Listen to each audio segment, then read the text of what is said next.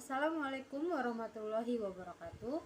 Saya Farah Nur Amina dari Prodi PAUD 2019 dari Universitas Pancasakti Kampus D Bekasi.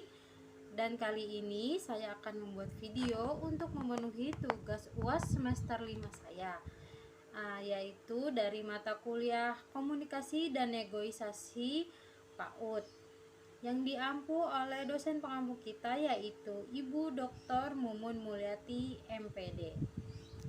Nah, dalam video kali ini saya akan menjawab beberapa pertanyaan yang diajukan oleh dosen pengampu saya.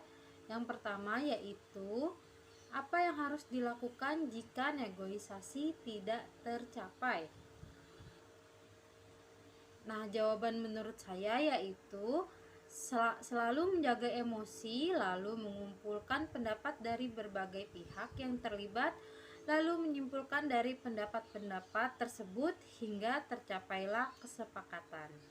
Selanjutnya, pertanyaan yang kedua yaitu, bagaimanakah ciri-ciri negosiasi yang baik dan tidak merujuk pada kepentingan sepihak? Nah, jawaban menurut saya yaitu ada beberapa hal. Yang pertama, kedua belah pihak harus memposisikan diri secara bersama. Yang kedua, kedua belah pihak harus saling menghargai. Yang ketiga, kedua belah pihak mengutamakan mencari solusi yang baik. Yang keempat, kedua belah pihak harus mau melihat persoalan dari sudut pandang yang berbeda. Yang kelima, kedua belah pihak tidak boleh mengedepankan egonya masing-masing. Selanjutnya, pertanyaan nomor 3 yaitu, jelaskan konsep dan bentuk-bentuk gangguan komunikasi. Jawaban saya yaitu, dalam proses komunikasi setidaknya dikenal 3 macam gangguan yang terdapat dalam pengiriman pesan, yaitu yang pertama, gangguan fisik, yaitu gangguan yang disebabkan adanya suara atau kebisingan lain di sekitar tempat pengiriman pesan, seperti adanya desingan suara mobil atau motor. Yang kedua, gangguan psikologis, yaitu gangguan yang disebabkan karena sudah adanya pemikiran lain di kepala penerima, sehingga membuat penerima seolah tidak setuju atau tidak bisa menyerap dengan baik mengenai pesan yang dikirimkan oleh sumber.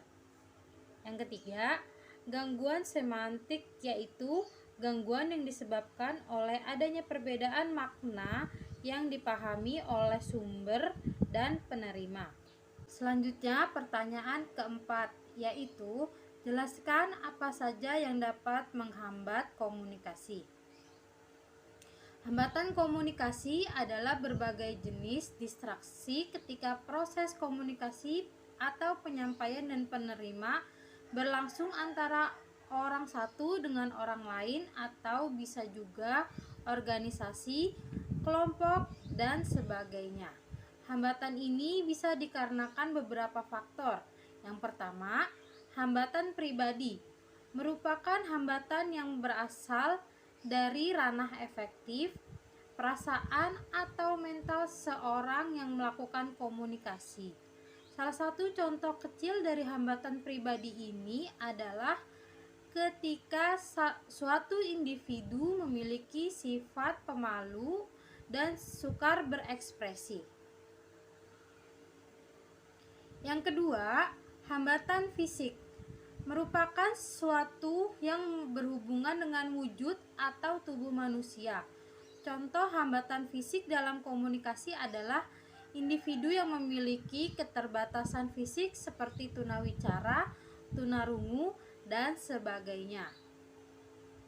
Yang ketiga, hambatan usia, yaitu hambatan komunikasi yang berakar pada jarak usia antara komunikator dengan komunikan. Ini bisa dicontohkan ketika seorang anak muda menggunakan bahasa gaul miliknya untuk berkomunikasi dengan orang tua. Yang keempat, hambatan budaya, yaitu komunikasi diantaranya adalah sistem nilai yang dijunjung bahasa keyakinan, dan lain-lain. Komunikasi yang dilakukan setiap individu, kelompok, organisasi, dan sebagainya tentu mempunyai latar belakang kultural tertentu.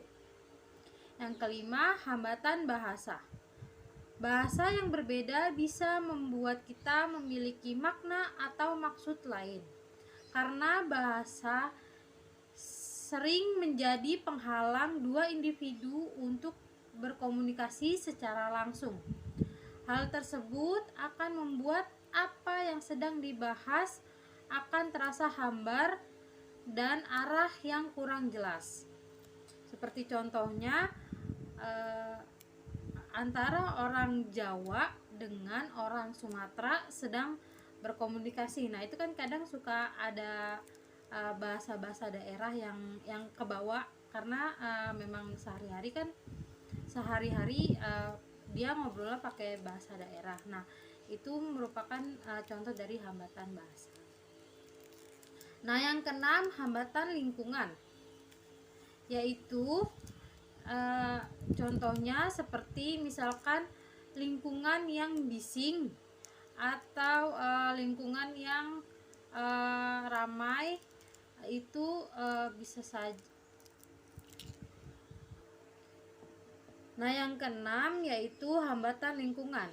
Dari setiap hambatan komunikasi yang ada, tidak semuanya berasal dari individu partisipan komunikasi. Contohnya adalah ketika komunikasi berlangsung pada lingkungan yang ramai karena bising atau udara yang tidak mendukung, tentu partisipan komunikasi harus mengeluarkan tenaga ekstra agar pesan bisa tersampaikan dengan efektif. Soal nomor 5 yaitu berilah contoh komunikasi yang baik dengan anak usia dini. Menurut saya, contoh komunikasi dengan anak usia dini yaitu dengan cara mengajak anak berdiskusi. Contohnya,